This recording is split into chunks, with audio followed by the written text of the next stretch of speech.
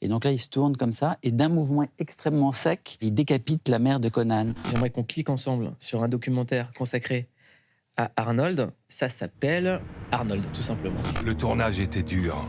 Milius était fou. Il voulait qu'on reste dehors, dans le froid, même quand il gelait. C'était le thème du film, la souffrance. Et j'ai adoré ça.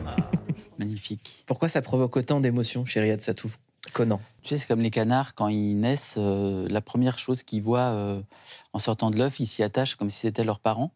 Et en fait, le fait est, c'est que j'ai vu Conan le Barbare beaucoup trop tôt. J'étais vraiment enfant, à un âge où je ne comprenais pas grand-chose de l'existence.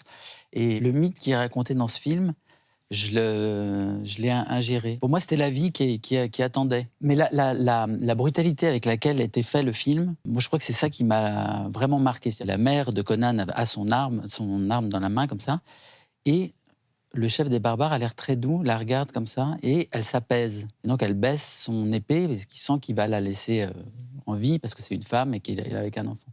Et donc là, il se tourne comme ça, et d'un mouvement extrêmement sec, il se tourne et il décapite la mère de Conan. Et en fait, il y a cette scène où il est comme ça, et on voit les cheveux de la tête qui tombent devant Conan enfant. Toute cette scène, quand on la voit à 8 ans...